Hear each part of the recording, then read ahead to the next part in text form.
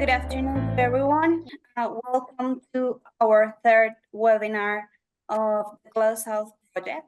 My name is Melissa Mendoza and I'll be moderating this webinar today. Thank you so much for everyone that is accompanying us today. For today's webinar, we have a really interesting topic. It's curricular internationalization, diversity, equity, and inclusion. And what we're going to see today and hear from our speakers is how in Colombia and South Africa, this internationalization of the curriculum is permeated by all this inclusion, equity, and diversity, given these two countries have a great history of diversity, of interculturalism, and such. So thank you so much for being here today. And we would like to start this part of the webinar with two keynote speakers that will be here with us today, one from Colombia and one from South Africa. Samia, I will have to tell you to start first because with Luisa, is having technical project problems. So if you'll be so kind to start with us and give us your curriculum, decolonization, and internationalization presentation today, it would be really good to hear about South Africa and how you work with decolonization in the curriculum. Oh, okay. So, Samia, the floor is yours. Well, thank you so much. Now you've surprised me a little bit. I was still trying to have some communication with one of our speakers, but I think that's part of what it means to be in a project where we collaborate and we kind of like go with the flow. So thank you so much. I had, thought that I would be following a Colombian presentation, but I'm also very happy to kick us off and get us started. And the main idea for me is really to kind of like set the scene a little bit and provide a bit of background on the South African context and the South African perspectives on the topic of discussion today. So I thought it might be useful to start with some very general observations around diversity, equity, and inclusion issues in the South African context. Diversity, interestingly, I think is one of AISA's core values. So it's one of the things that, we take very seriously and that affects our work in various ways. For example, one of the things that we as an organization are proud of is that we represent all types of South African universities. And if you remember, we spoke a little bit about the background and said we have research universities, comprehensive universities, and universities of technology. And today, in terms of our speakers, we're really going to focus on universities of technology, I'm happy to say. When we host events and we do partnership work with organizations around the world, including RCI and this wonderful GLOSOUTH project in Colombia, we really look for diverse representation of our institutions in terms of type, but also in terms of location, in terms of history, in terms of size, etc. Equity and inclusion, I think we've touched on this in the past, are of course pertinent issues for higher education in South Africa, and they are mostly considered in the context of transformation and redressing inequalities and injustices of the past. And you know that these are linked to histories of colonialism and apartheid. I don't know who's... someone has a microphone on. It's a little interfering in the background. Perhaps we can ask everybody who's not speaking to switch their microphones off, please. You might recall that we previously mentioned that we have differentiation in South Africa in terms of the types of institutions which are distinguished or separated into what we call historically advantaged and historically disadvantaged universities. This differentiation is on the basis of the treatment that these institutions received during apartheid. And you know that apartheid was a system of segregation and discrimination against all people and institutions that were classified as non-white. And we deal in higher education with this legacy to the present day. And so it affects higher education in general, our universities in general, but of course the internationalization endeavors and activities in particular. So interestingly, in our first national internationalization policy, which was published by our Department of Higher Education and Training, which is our ministry, they noted that historically disadvantaged institutions generally don't have extensive international networks and are not benefiting from internationalization as much as they should. And in a recently published research report, which we've also touched on before, which the IESA jointly commissioned with the British Council on internationalization of higher education in South Africa, it was also highlighted that historically advantaged universities can actually leverage their resources and their networks to maximize the benefits of internationalization, whereas historically disadvantaged institutions are often perceived as lagging behind somehow and as having to catch up with their internationalization endeavors. So these are just some of the general thoughts that I thought I'll share with you. And now I want to look a little bit more closely at internationalization in the context of the curriculum. I think we all know that the curriculum is key as the medium through which we can reach all our students. In South Africa and elsewhere, there is increasing attention to internationalization dimensions, such as internationalization at home, which of course also includes internationalization of the curriculum. And it is one where we can bring internationalization into conversation with decolonization conversations, and we can really start asking some very interesting and pertinent questions. For example, if we define internationalization of the curriculum, which it often is, as the integration of international, intercultural, and global dimensions into the curriculum, then we have to ask ourselves quite critically, what does this mean for higher education in South Africa, where the curriculum is to a large extent colonial, Eurocentric, and white? And these are some of the questions that were central to a movement that many of you have heard of, the Rhodes Must Fall movement, which started at the University of Cape Town in South Africa, but really put questions around what it means to decolonize the university and higher education in general to the fore. So in that movement, there were a number of questions that were asked about where students are being taught in South African universities, under what conditions, who teaches them, how they are being taught, and of course, what they are being taught. And that what question is the question that directly relates to the curriculum. So one of the questions that the students asked is, why is my curriculum white? And this is a question that I think is important to South African students. The majority of South African students, as many of you know, in South African universities are Black students.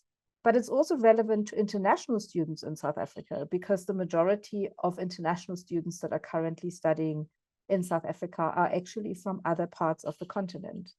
So these kind of questions and colonial legacies are also important for many of our international students that come here, and questions around relevance of the curriculum and how it relates to the students and their experiences in their lives.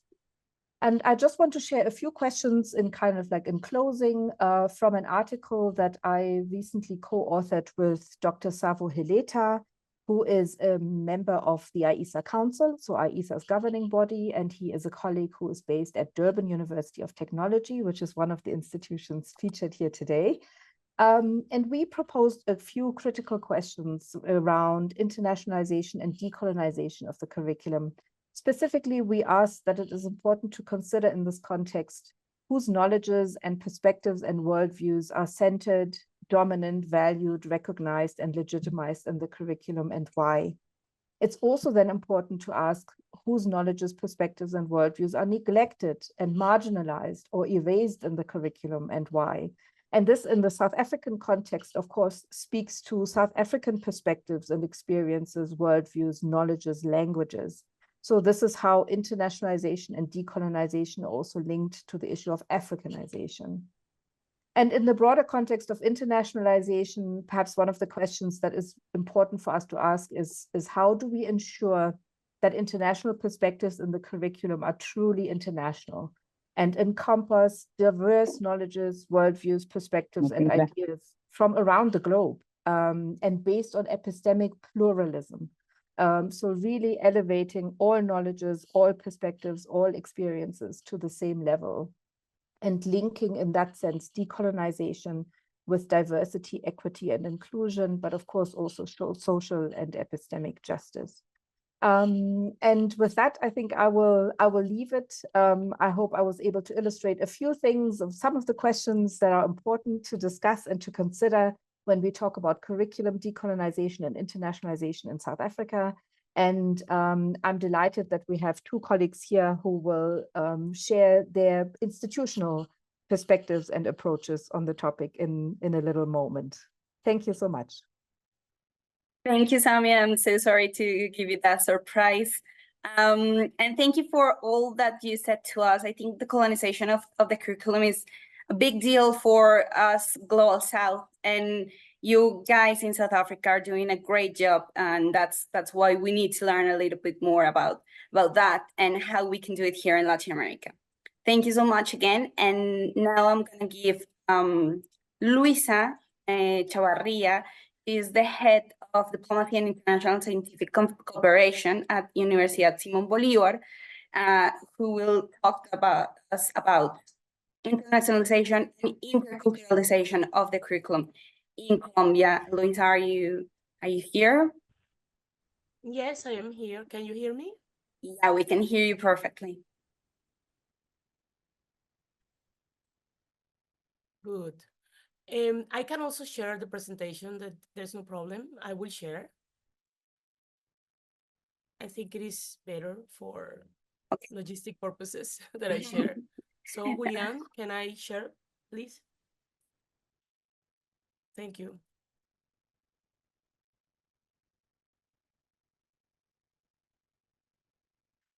So, I am going to do some, like a very quick recap about the recent launched guidelines for the national and internationalization of higher education,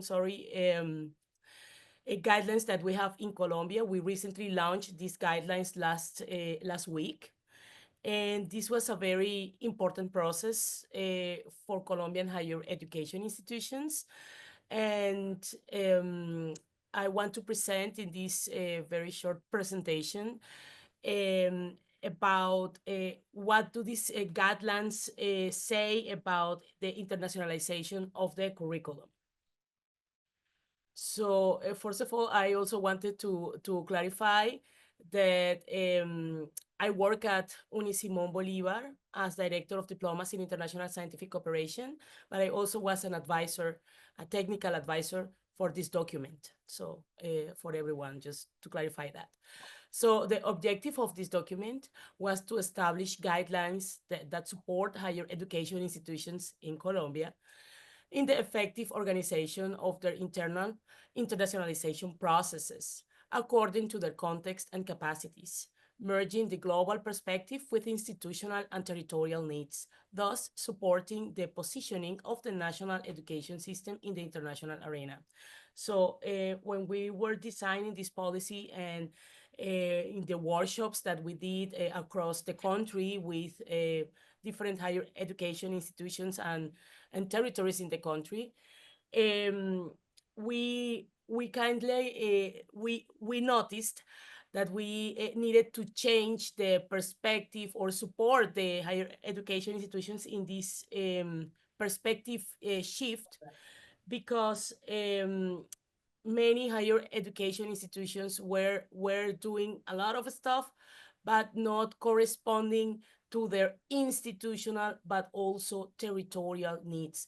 So in this policy, you are going to see also a lot of internationalization for society or for communities. So that's something very interesting about this document. We have some principles that I would like to share. The first principle is interculturality. So we are a very intercultural country, as you know.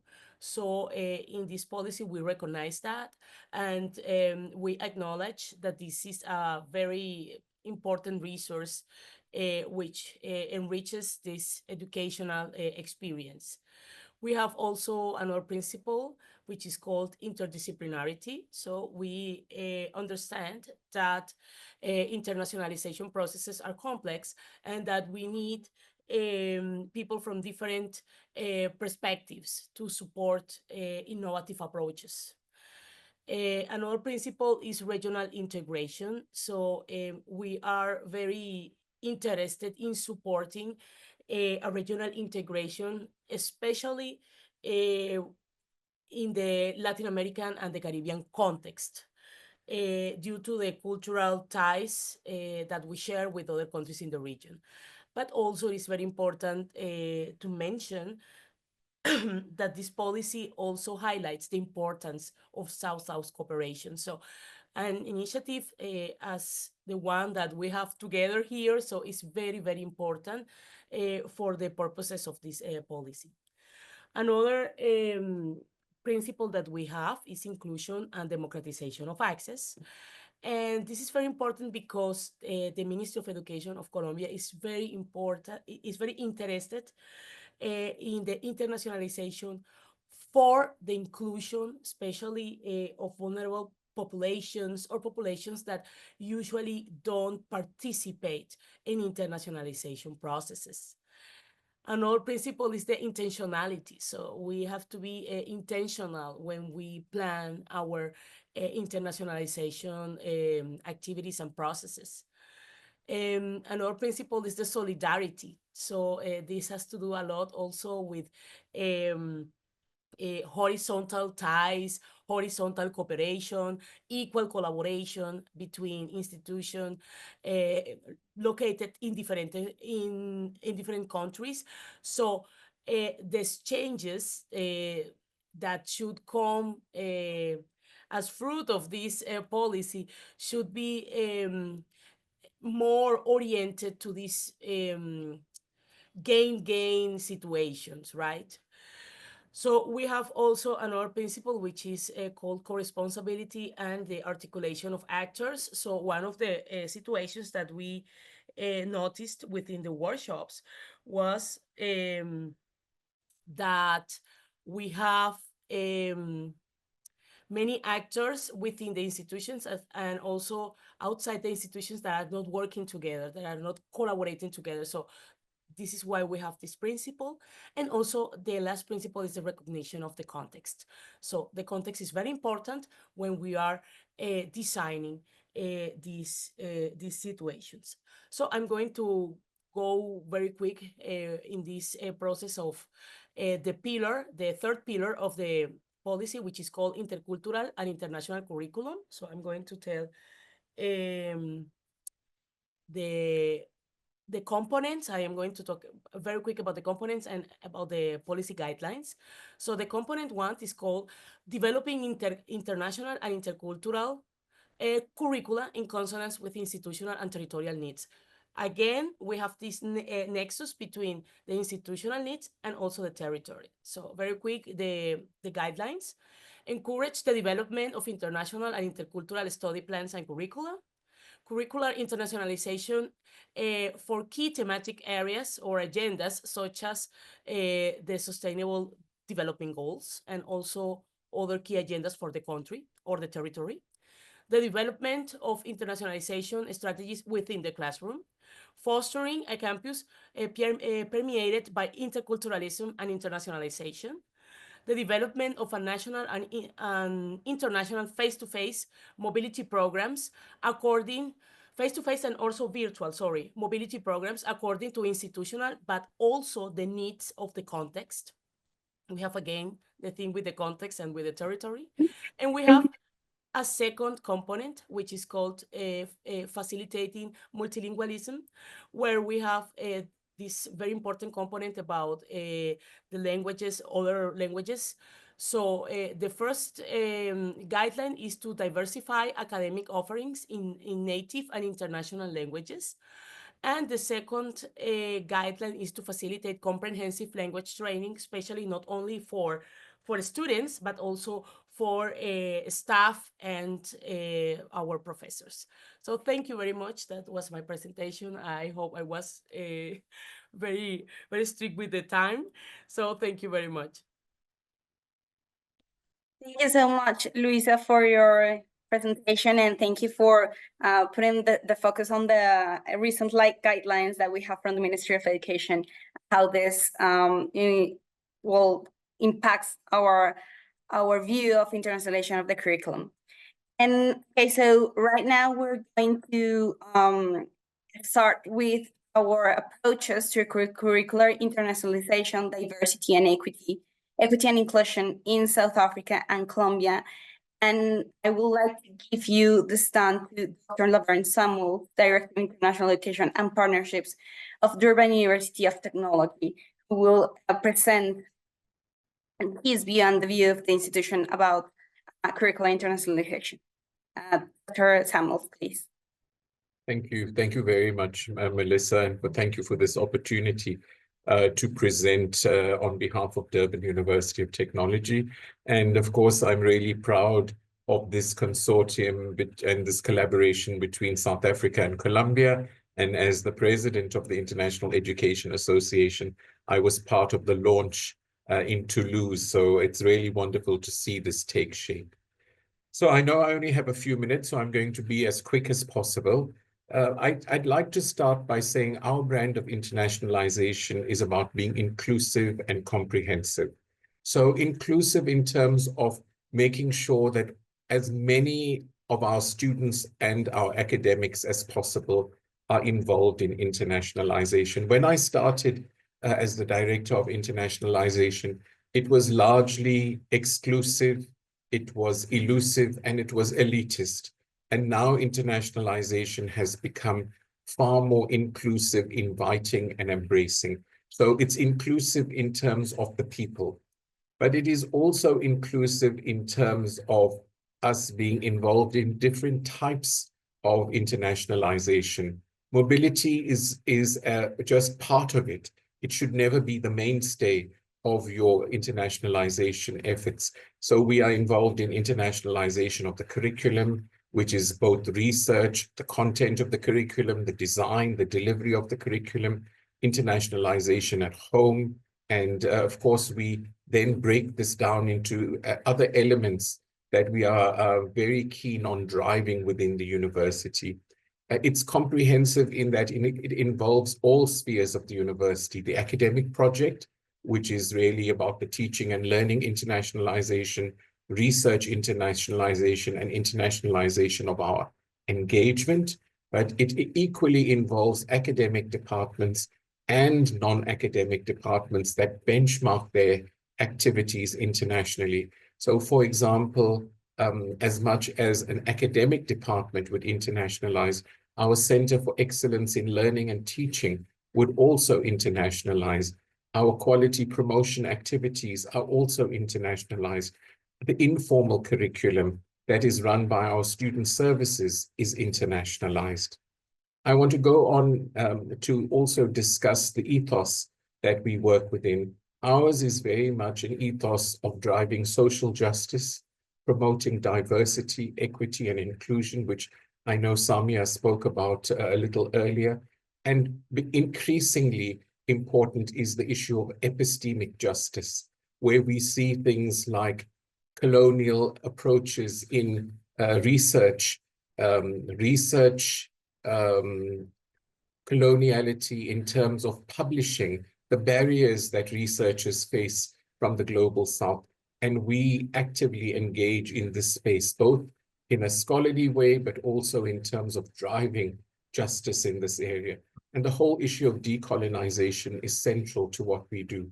Decolonization in the most inclusive way, so that it's not a narrow parochial project, but a broad global movement.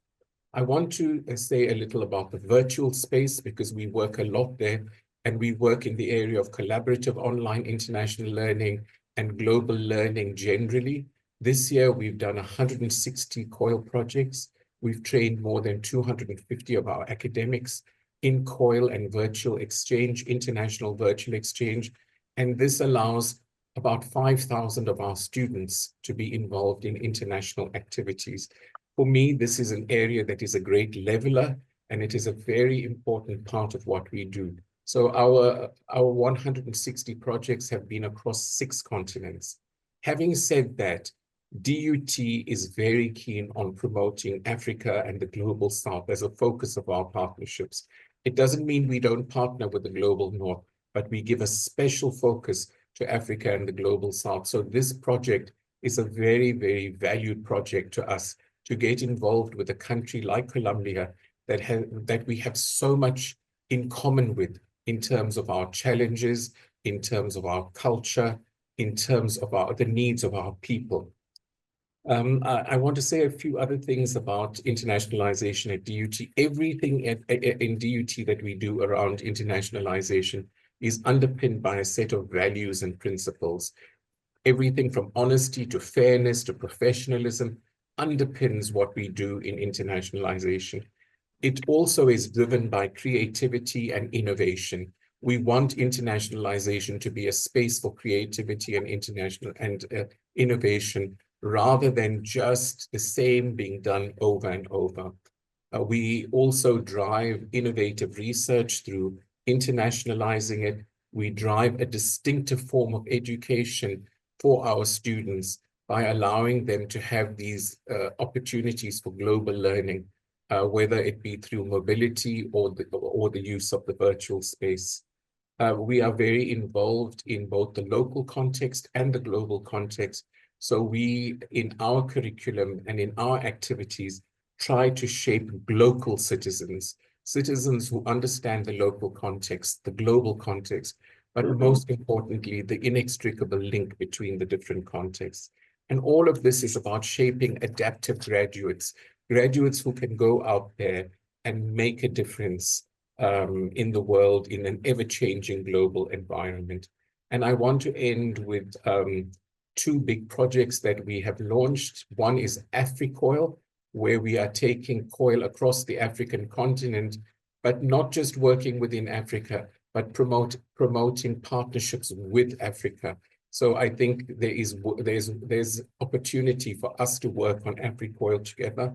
And then we have APUA, which is the African Partnerships University Alliance, where we are trying to strengthen the capacity of African countries to be internationalized.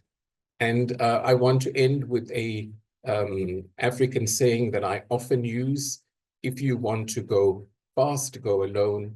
If you want to go far, go together. And I think this is our invitation for us to walk together so that we can go further together. And I look forward to your engagement in us collaborating. Thank you very much. Thank you so much, Dr. Samuels, and thank you also for supporting so much this project and for your sharing your view of how you manage internationalization of the curriculum and how important it is for us to keep working together as countries and as institutions. Thank you so much. Now we give the floor to Andrés Picón. He's the head of the Center of Internationalization and Interculturality in the Institución Universitaria Salazar y Herrera in Medellín. So Andrés, the floor is yours. I'm going to share your presentation now. Good morning, everyone. I would like to share a few of the best practices we have here in Medellín, Colombia. I will try to be really brief. And what I'm going to emphasize is kind of the practices that we are doing to implement the policy, and also as well, like how we understand knowledge diplomacy. So Elisa, go ahead. Basically, we're going to talk about international curriculum, best practice, and some lessons that we have. 3 points, sweet and really fast. What is important here, if we move to the next slide, the important here is know that we are here located in Medellín, Colombia, is the city of the eternal spring, like to know where we are located. And we're going to invite you to the Festival of Flowers next August and July, so you are welcome to come. Go ahead. This is a brief, basically, of the snapshot of our university. We have 3,000 students, 2 faculties, and our areas of research and cooperation areas as well.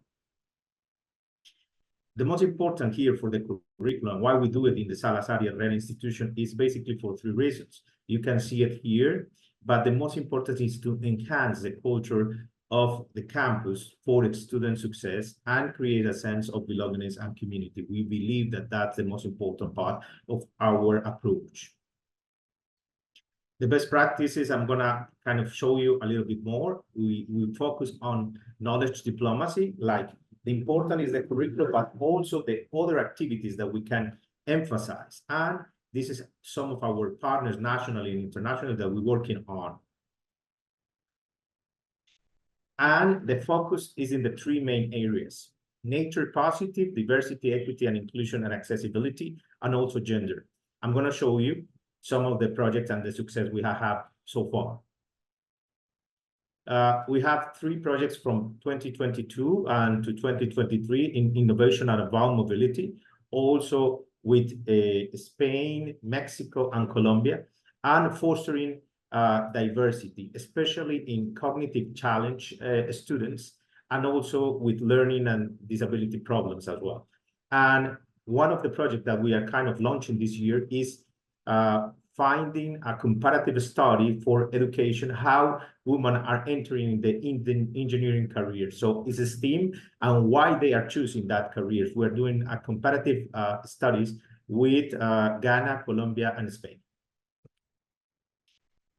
The other project that we're taking so far is a research, innovation, and empowering through education access to the labor market with USA. And we are working on 3 fronts. One is kind of creating a sense of community. The second thing is innovation. And the third one is how to facilitate access to the labor market here in Colombia to underrepresented minorities in our society.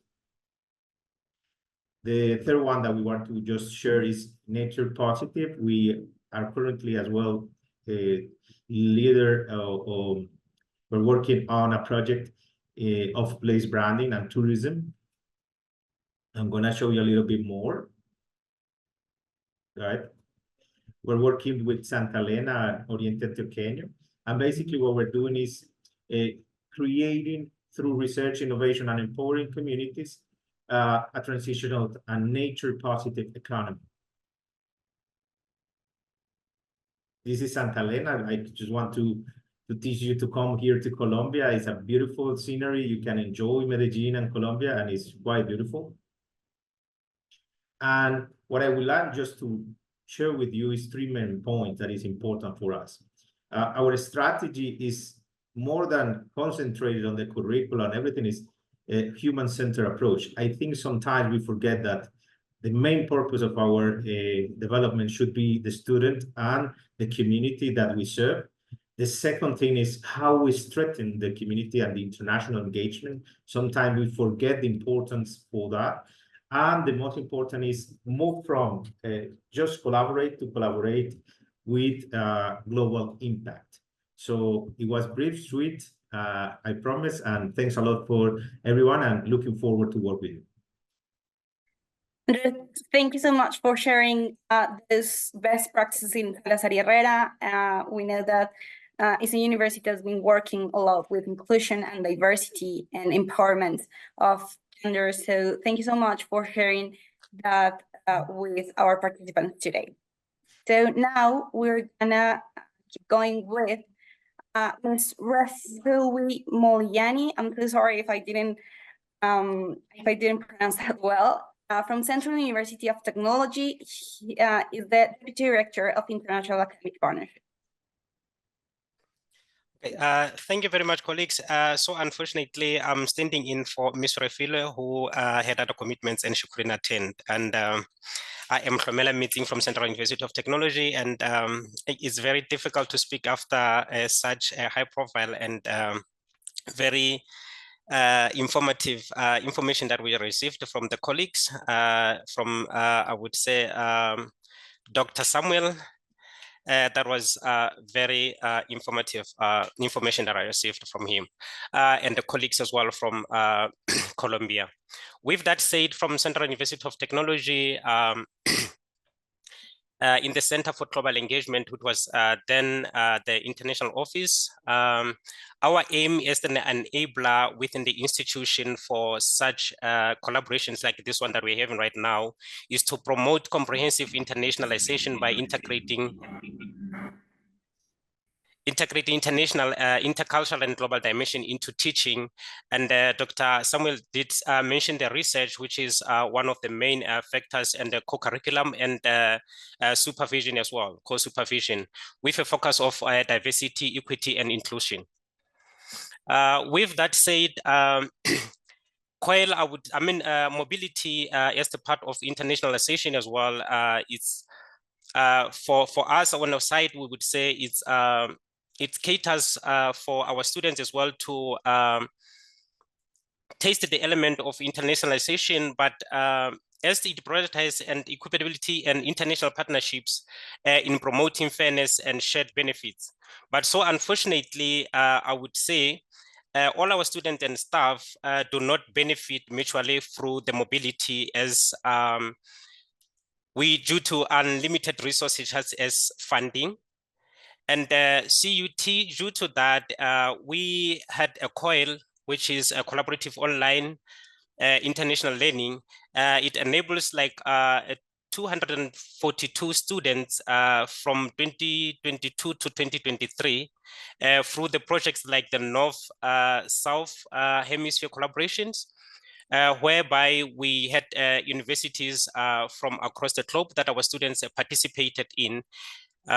These projects, our main aim was to make sure that we facilitate individual classes between international partners and CUT students in eliminating those mobility barriers where some of the students couldn't participate due to the unlimited resources in terms of the funding. So CUT partners with a lot of universities whereby our students right now, we are aiming at doubling the numbers that we have and make sure that we expand with the university that we partnered with through the COIL. And right now I can say we have formalized the MOU of around 72% from the university that we participated with on the COIL project, such as Ikulu. And I think it was around 16 universities that participated. And thus far, we have managed to formalize the MOU with 72% right now. And we are aiming to make sure that our students and staff engage with our partners from the COIL and get the experience through these initiatives. Okay, thank you very much, colleagues. Thank you so much, Lomlang, for your presentation and for sharing such a great best practices of Central University of Technology.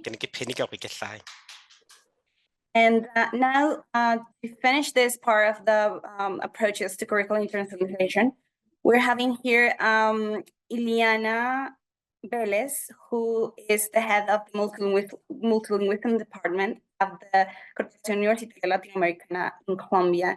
So, Ileana, please, the floor is yours. Okay, good morning.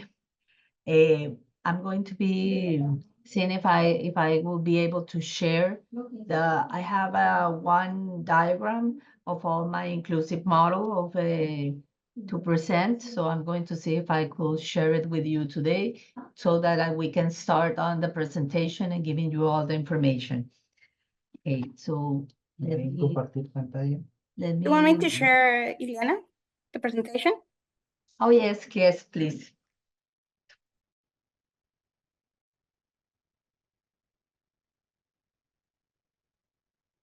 Okay, okay, thank you. So I will be starting right now. Good morning to all the members of the Curricular and Internationalization, Diversity, Equity and Inclusion, and honorable neighbors, members of this webinar of the project of GLOSOUTH, teachers and administrative personnel. Good morning and afternoon to all of you, of the members of the RCA, ASCON EASA, and the delegation from the ICETEX. Thanks for inviting us to this event. It's a pleasure to be sharing with you all of this information. So my name is Ileana Velez. I'm the member of the Multilingual International Department and on the principal office on the name of our Dr. Jose Eduardo Cristian Orellano and all of the members of the Academic and Welfare Department, we are presenting you this model. So our model is based, we have been starting this model since its approach from 2022 to 2028, the inclusive model. As we do is a transversal and institutionally model, and it was created by the legacy of our fellow founder that was always focused on the social responsibility. And we have it set up, stated on our mission and our vision, which is practically all of what we want our students that are coming to the university be stated on.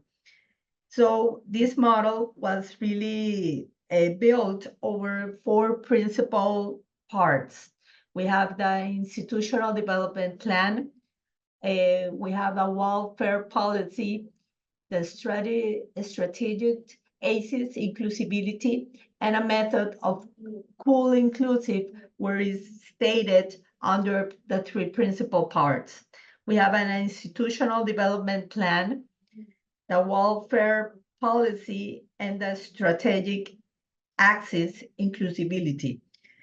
And also for this model, in this latest part, the method of COIL inclusive, which is based on 3 specific parts that are the following. We have the policy, action plan, and protocol for the prevention, detection, and attention to violence and any type of discrimination based on the gender. At the same time, we have a workplace assessment, prevention policy, and emergency response policy. The care route in psychological emergency, which is based from the welfare department, where we have a lot of focus and we work in an integrated collaborative work, all of the different departments all together to be able to develop this COIL inclusive method. Then at the same time, for the execution and articulation of this inclusive model, we will have the following. We have the financial department, where we have some -5% discount in each semester, and a special constitutionally projected groups, which will be focused on this financial department. The research department, which is in charge of the inclusive research, which will stated and promoted. Communications departments, they interact and are able to have inclusive videos, language, and color metric table, in which we use to stable our different students. And with this, we can know what are their disabilities and maybe what activities we can help them work on. The accessibility, we have activation of services for students with disabilities, internship and graduates, always monitoring and supporting for items and graduates with disabilities. We have academic from the Vice Rector Office, subjects that are inclusive in nature, same programs, teacher training on topics of gender equality and inclusion, reasonable accommodations for students with disabilities.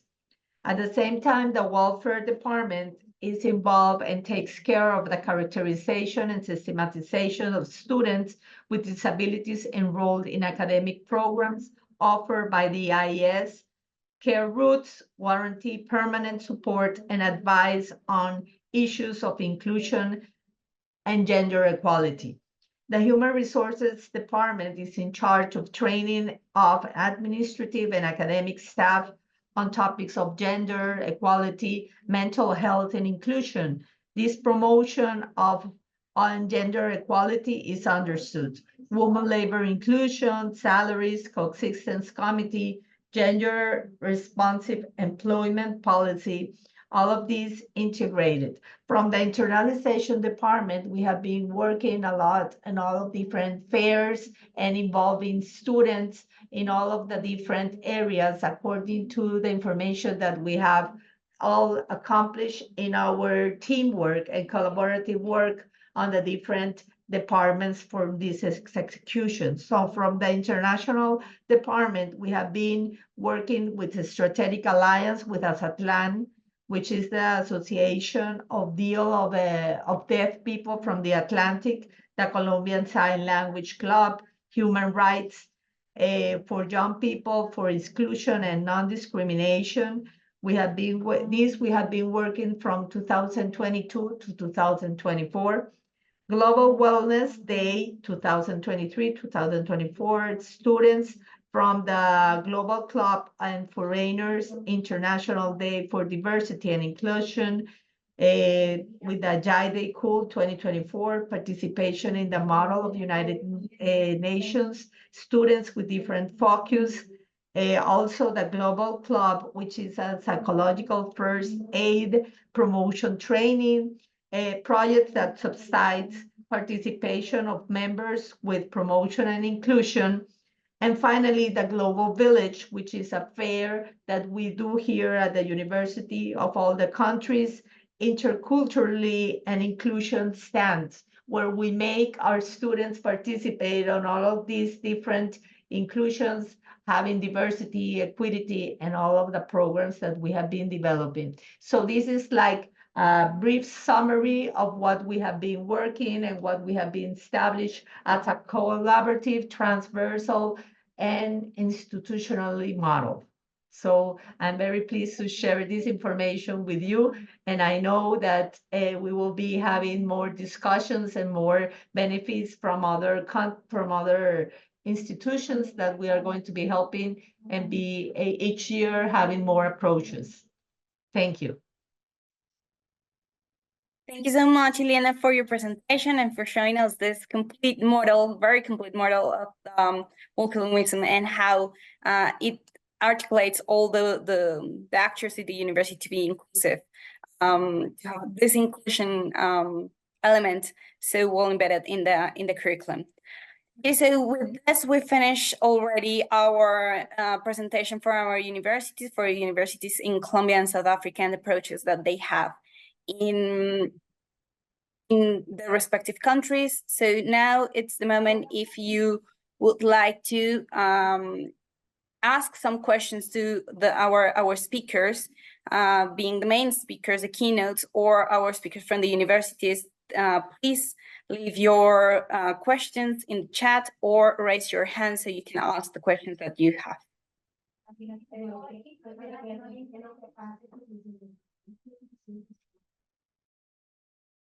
I don't see any questions in the chat or raised for our speakers. So I would like to thank all of you for presenting today your best practices, and to Samia and Luisa for presenting how do you manage in the country the internationalization of curriculum and all the approaches that we have. So now we are in the third part of our webinar. Same for those who accompanied us last time, we're gonna go into breakout rooms. Those breakout rooms are thought for you, the participants, to speak freely and have a discussion with your peers about certain topics about inclusion, about diversity, and about internationalization of the curriculum. So right now, we're gonna assign all of you to those breakout rooms. Those are now they're divided into Colombian cities. Last time they were South African cities. Now they're gonna be Colombian cities. So we hope you have a great discussion. And in 20 minutes, we're gonna be back to give some final highlights and thoughts about what we have talked in those rooms. So now we're gonna start assigning the groups.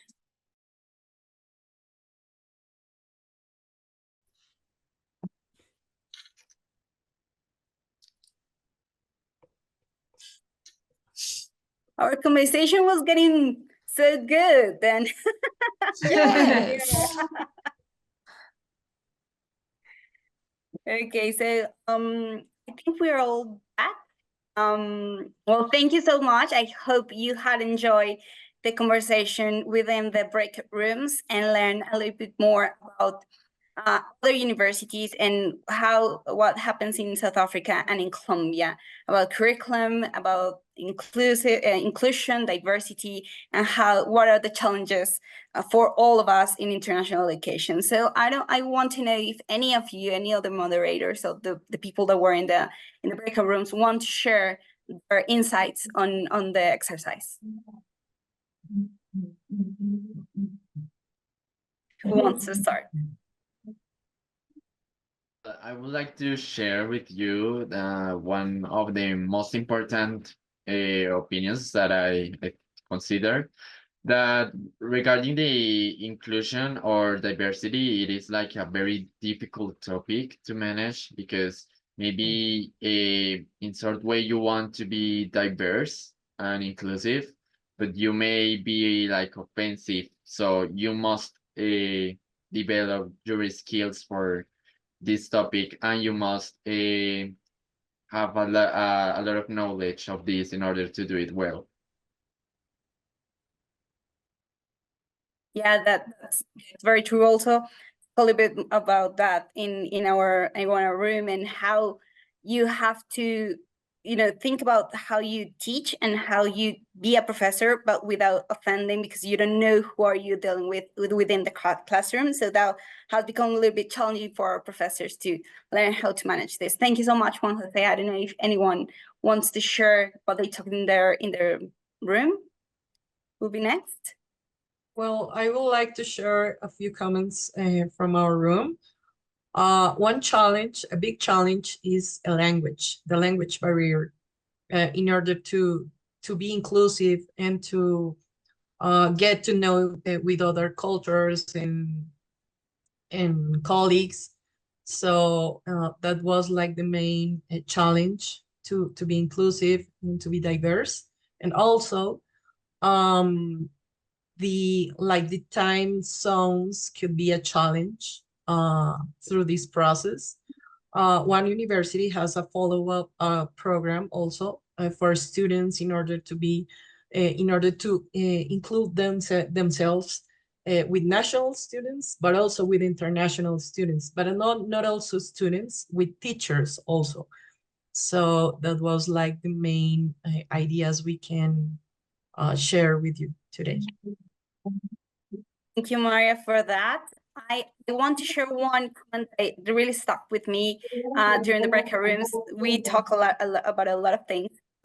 Something that says Dr. Mataola was with me, and she said that there was the opportunity for the internationalization of curriculum, to the students that participate in those activities to know and to see that in any other parts of the world, people are going through whatever they're going through in that moment. So I think that even though we have a lot of challenges and a lot of things that we have to overcome, there are a lot of positive things of how our students and our community are engaging with their peers around the world, and how that not only in the academic part, but in the personal part, and in their personal growth, is helping them to overcome some things. So I just wanted to share that. And maybe one last highlight from the breakout rooms.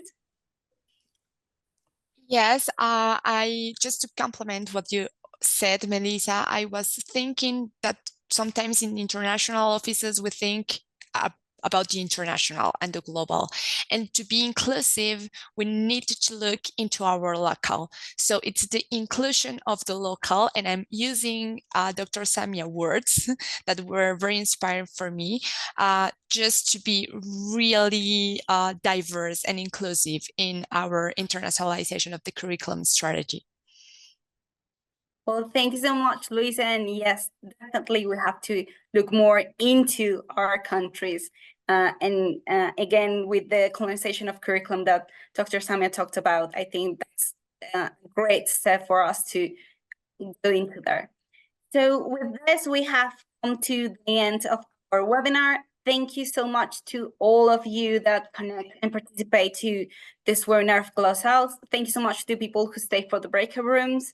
And we have come to a pause of the webinars because of course we have holidays and everything with the universities, but we would like to invite you in February to be part of the next webinar. We will be having, of course, sending you all the information in time, and please ask all of you to be connected to the GLOSOUTH project, to apply to for the Colombian institutions, to apply for our call, so we can have in the second phase of this project a more engagement with the South African universities. Again, thank you, and see you on February, everyone.